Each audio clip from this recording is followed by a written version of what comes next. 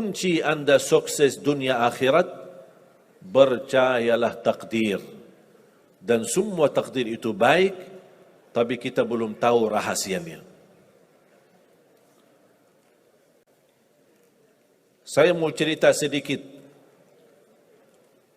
InsyaAllah saya sedang menuliskan buku Hidupku Bersama Takdir. Saya banyak bisa belajar dari perjalanan hidup saya bersama takdir.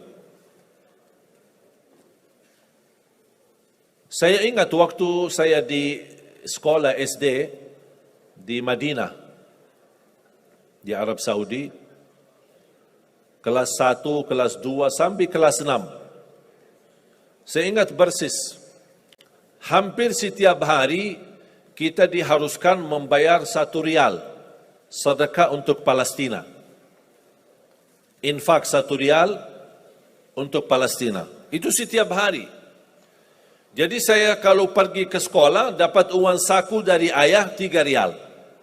1 buat makan, 1 rial buat beli makan, 1 rial buat beli minum, 1 rial buat infak dan sedekah untuk Palestina. Selama 6 tahun kita belajar di SD.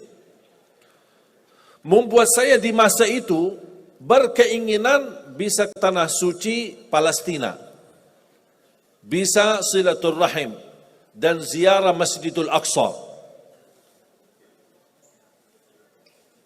Tapi coba bayangkan, selama sudah berjalan, selama saya di Madinah, belum terkabul cita-cita saya. 2008 saya dapat panggilan menjadi imam tarawih di Masjid Agung Sunda Kelapa di Jakarta. Saya datang, tugas saya jadi imam. Apalagi masyarakat luar biasa antusias ketika kedatangan tamu dari Madinah. Ramai masjidnya. Menjalani tugas selama 1 bulan Ramadan full. Imam tarawih dan imam tahajud. Di saat itu sering bertemu dengan wakil presiden, waktu itu Bapak Yusuf Kalla, dan keluarga besar. Ternyata sebagai orang asing, alhamdulillah dapat kemudahan, dapat fasilitas izin tinggal di Indonesia. Membuat saya kalau mau ke Indonesia tidak perlu visa lagi. Jadi bebas ke Madinah, mudik sebentar, balik lagi ke Indonesia. Lama-kelamaan betah di Indonesia. Apalagi gara-gara ibu-ibu di Indonesia.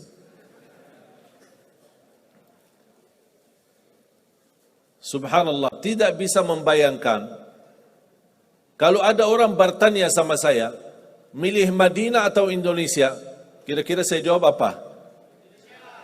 Madinah lah.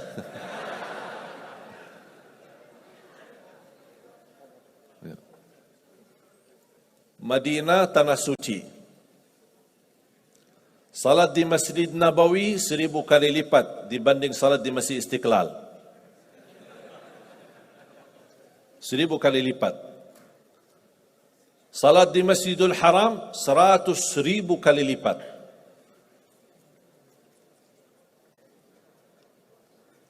Di Madinah ada makam Nabi Muhammad sallallahu alaihi wasallam. Ada Masjid Quba. Kalau kita bicara barakah, ya Madinah lebih barakah. Aman, Madinah lebih aman. Suci, Madinah lebih suci. Banyak orang Indonesia berkata, oh aku bingung ya, kita aja mau ke Madinah, kok inti yang datang ke Indonesia. Tapi ternyata saya belum bisa tahu, kecuali baru beberapa bulan lalu, ternyata takdir itu benar-benar baik dari Allah Subhanahu wa taala. Tinggal di Indonesia 2008, 2009, 2010. Saya masih ingat pertama kali belum bisa bahasa Indonesia. Bisa enggak terbayang? Tidak bisa bahasa Indonesia. Mulai 2009 diajarin sama teman hafal 4 kata. Tidak usah yang lain-lain, sudah pusing. Bahasa Indonesia mudah. Dan 4 kata ini sering dipakai oleh orang Indonesia. Apa kabar? Bagus. Mau kemana? Aku cinta kepadamu. Itu aja. Tidak usah pusing-pusing. Bahasa Indonesia mudah. Dengan tulus hati saya setiap bertemu orang, itu aja yang saya sampaikan. Assalamualaikum, apa kabar? Bagus. Mau kemana? Aku cinta kepadamu. Orang bingung ini. Subhanallah, sedikit-sedikit belajar. 2010, pertama saya ikut mengisi bersama sahabat saya, teman baik saya, Ustaz Yusuf Mansur, di acara nikmatnya sedekah.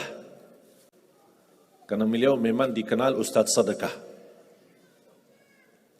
Kalau beliau bicara sedekah, pasti semua isi dompet kita keluar, habis. Hebatnya itu kelebihan Ustaz Yusuf Mansur. Saya diajak sama beliau untuk mengisi pertama kali acara saya di TV TPI almarhum. Sudah ada lagi TPI ya? Sudah almarhum. Inna lillahi wa inna ilaihi raji'un.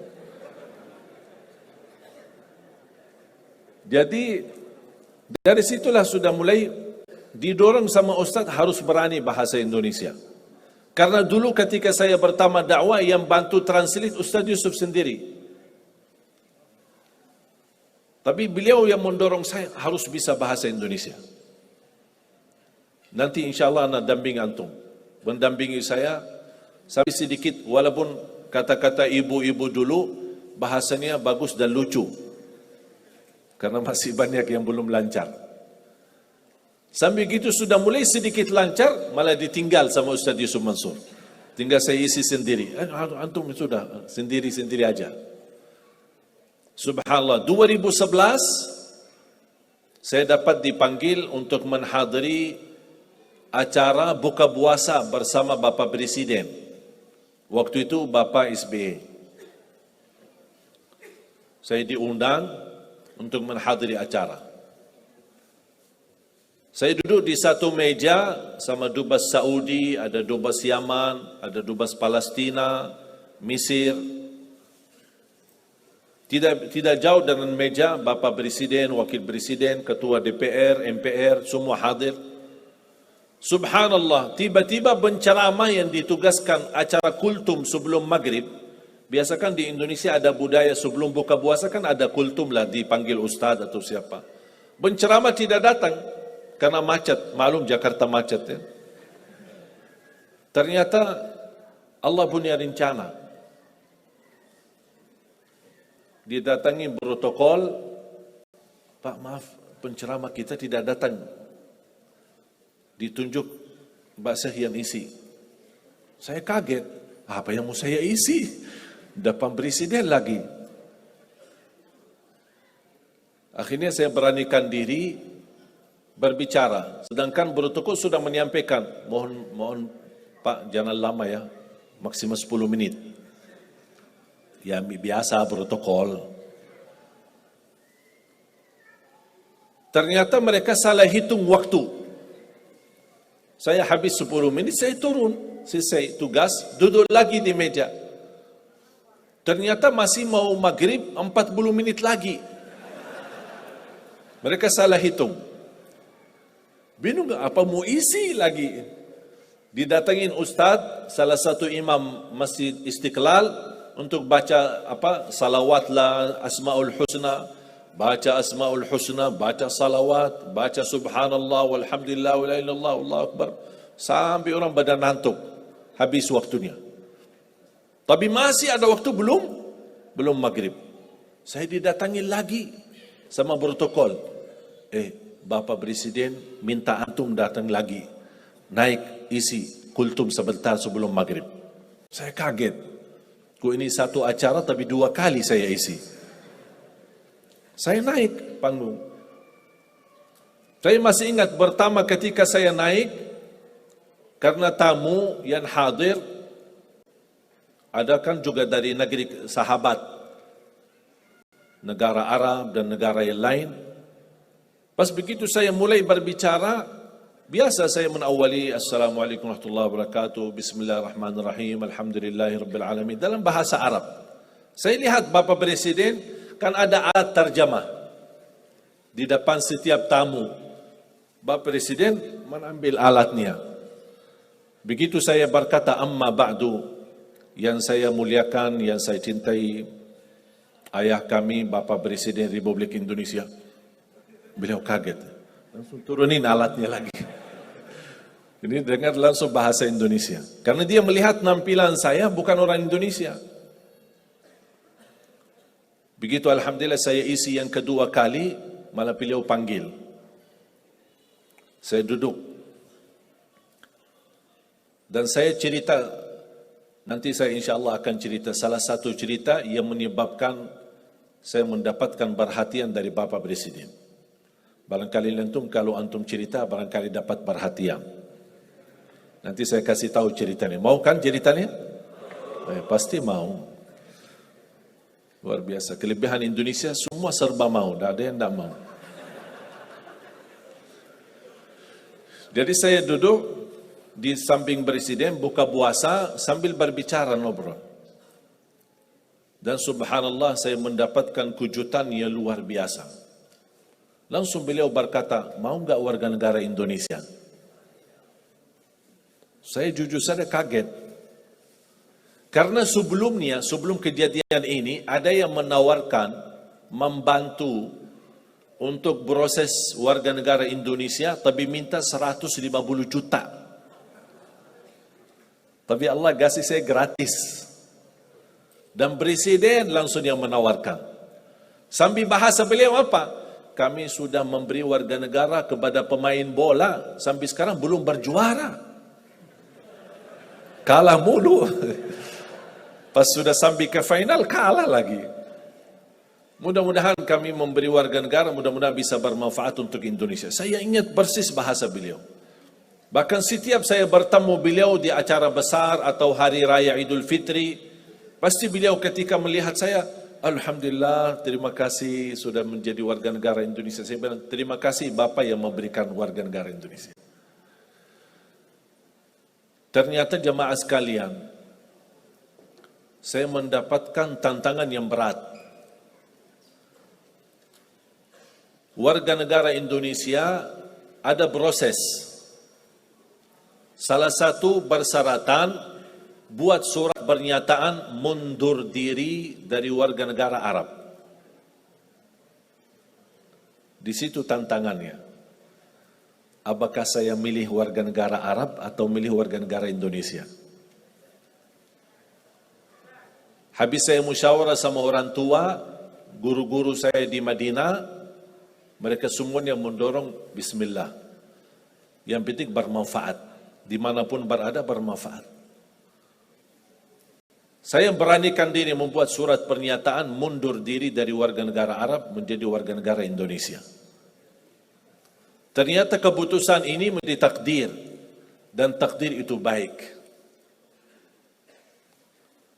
Berjalan dalam berdakwah di Indonesia, diberikan kemudahan bahasa. Coba mohon maaf bayangkan, kalau saya masih bahasa Arab,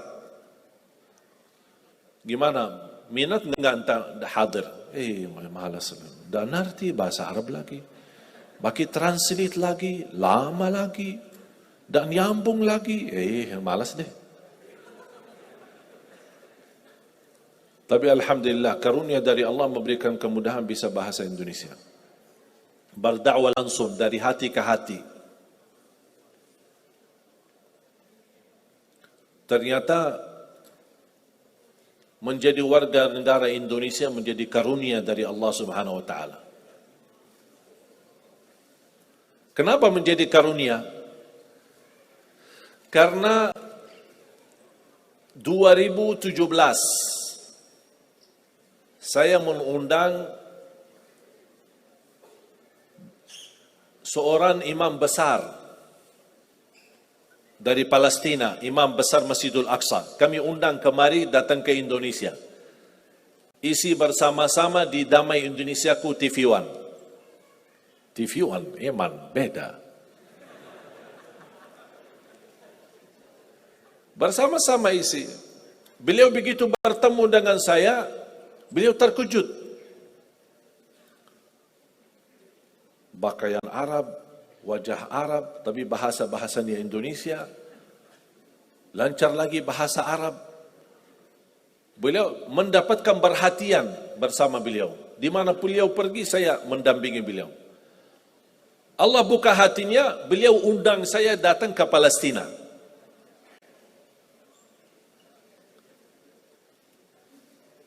Ternyata istimewa warga negara Indonesia. Karena dengan warga negara Arab saya tidak bisa ke Palestina. Tapi dengan warga negara Indonesia, alhamdulillah bisa ke Palestina. Saya dipanggil, diundang, dijemput, saya hadir. Bahkan lebih daripada itu semua, ketika saya dibawa sama beliau salat maghrib di Masjidil Aqsa, dan tanpa diberitahu, tidak dikasih tahu sebelumnya, tidak diinformasikan. Pas muazzin sedang iqamat, qad qamatis salah, qad qamatis salah, beliau imam besar Masjidil Aqsa dari belakang mendorong saya ke mihrab menjadi imam salat maghrib. Berarti kalau Anda mendengar cerita ada orang Indonesia jadi imam di Masjidil Aqsa, itu Ali Jabir. Karena setahu saya belum ada orang Indonesia yang jadi imam di sana. Dan ini semua karunia. Saya tidak pernah minta. Tapi ternyata saya ingat, dulu cita saya di SD, selama kita sumbangkan satu rial untuk Palestina, kapan saya bisa ke Palestina? Ternyata Allah sudah kabulkan. Tapi prosesnya harus ke Indonesia dulu. Datang ke Indonesia, mundur diri dari warga negara Arab, terima warga negara Indonesia, baru Allah kabulkan doamu selama ini. Ternyata Allah kabulkan. Walaupun cukup lama ditunggu. Tapi ternyata semua apa yang Allah berikan itu luar biasa baik. Lebih daripada itu, saya menemukan sejarah keluarga. Ternyata baru saya tahu kakek saya lahir Indonesia. Lahiran mana? Lombok. Siapa yang dari Lombok? Angkat tangan dari Lombok. Lumayan. 1, 2, 3, 4. Lahir dari Lombok. Jangankan kakek, ayah dari kakek kelahiran Lombok. Bahkan beliau dibunuh oleh penjajah Belanda dan dimakamkan di Ampenan. Habis beliau dibunuh dan dimakamkan, anaknya yang namanya kakek, anaknya pindah atau berhijrah ke Hadramaut. Dari Hadramaut ke hijrah lagi ke Madinah. Nikah di Madinah dan dapat keturunan, dapat ibu saya. Dan kakek saya meninggal dan dimakamkan di Madinah. Ibu saya nikah, dapatlah saya. Berarti silsilahnya darah saya lewat ibu kembali ke Indonesia. Makanya saya kaget pas kemarin di rumah sakit, pas cek darah, dokternya kaget. Oh, kok darahnya merah putih, subhanallah.